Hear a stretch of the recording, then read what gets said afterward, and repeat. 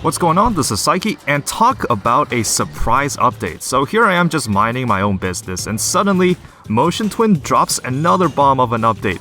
This time around for version 2.8 of the game, where they're adding another biome, the Bank. This is an optional biome, adding 3 new weapons as well as 3 mutations. So without further ado, let's get into it. The Bank is a brand new optional biome that can randomly appear in your run, replacing the following biome if you choose to enter it. In order to unlock the Bank, you just need to reach Hand of the King at least once, which means this biome can randomly appear at various points into your run, but not before bosses, of course, for obvious reasons.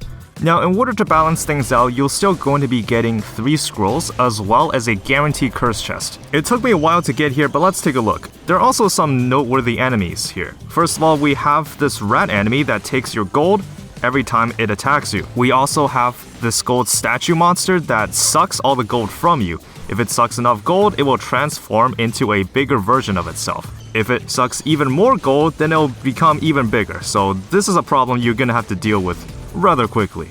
There's also this platforming thing that I found, where you can reach the end, and if you do, you actually get a bunch of gold. However, if you get hit at any time during the puzzle, you are kicked all the way back to the beginning. There's also this loan system that I found, where you can borrow money from the bank. However, in order to exit the biome and move on, you need to pay off that loan. So this biome follows a structure I've never seen before that all the while makes it much more interesting.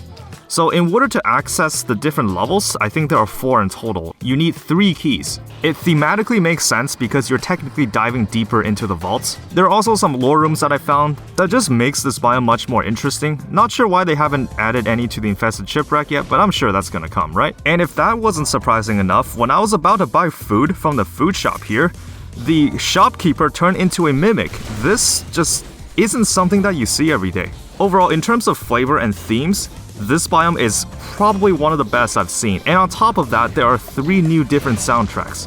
1 for the elevator, 1 for the actual level, and 1 for the shop. Again, really interested to see how the dynamic of the bank plays into your typical runs, but we'll have to see. So enough of that, let's get on to the weapons. There are 3 in total. First off, we have the Gold Digger.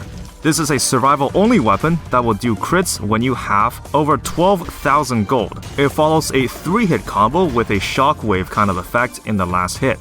The Dagger of Profit will crit for 3 seconds after picking up gold. Now in terms of playstyle, this definitely fits into the faster side of things. And you might be wondering, well, what about bosses? It's not like you're gonna be picking up gold left and right in those fights, right? Well, I brainstormed a little bit and I thought, what if I just dropped an item from my backpack, sold it during the boss fight, and gave me crits for 3 seconds? And guess what? It worked. Now that got me thinking, what if I used Gold Digger in a fight, which gives me 15 gold to activate the crits from the Dagger of Profit? And turns out it worked. Well, now let's take it one step further. What if we used Acrobata Pack, putting the Gold Digger in the backpack, rolling once to give you gold, and then it will activate crits in boss fights.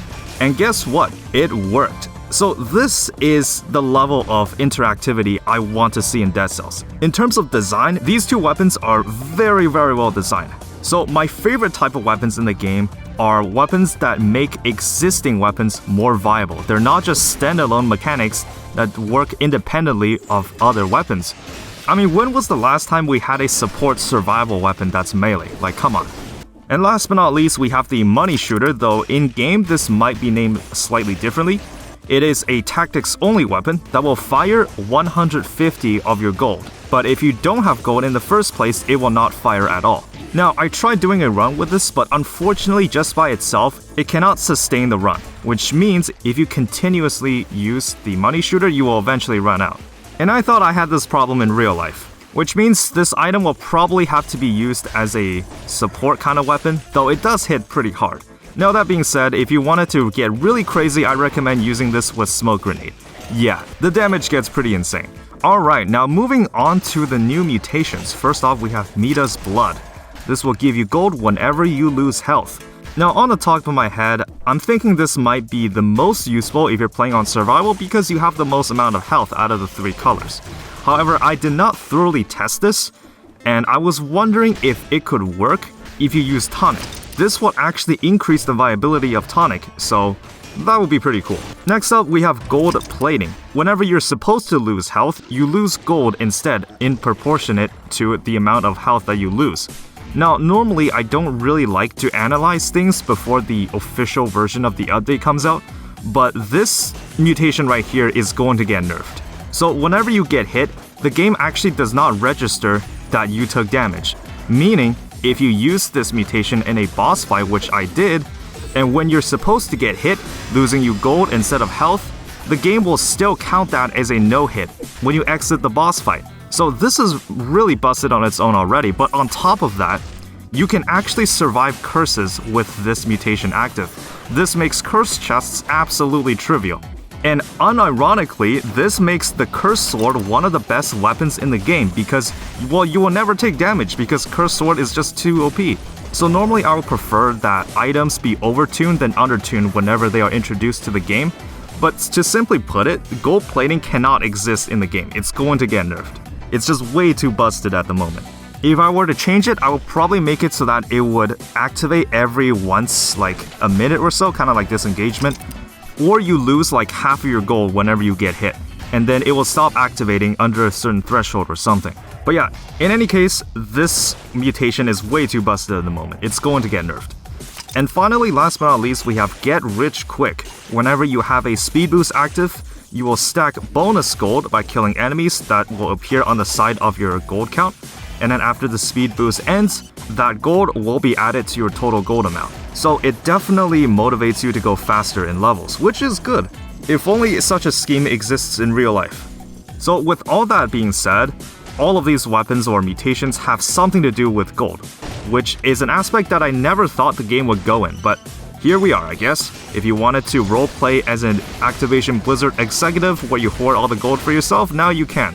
Oh, and by the way, if you use the Gold Digger in the Timekeeper fight, it will just straight up crash the game, so that's probably something they should look into. In other news, we also have some reworks, namely Vampirism. Unfortunately, I didn't have enough time to figure this out, so being that I'm in the middle of the school term, but I will go more deeper into this when the official version of the update comes out. Currently, you can access the alpha version via Steam. This update is expected to come out in about a month or so. In any case, thank you all for watching this quick update, and you can expect that Queen and the Sea DLC tier list coming up very soon. Thanks for watching.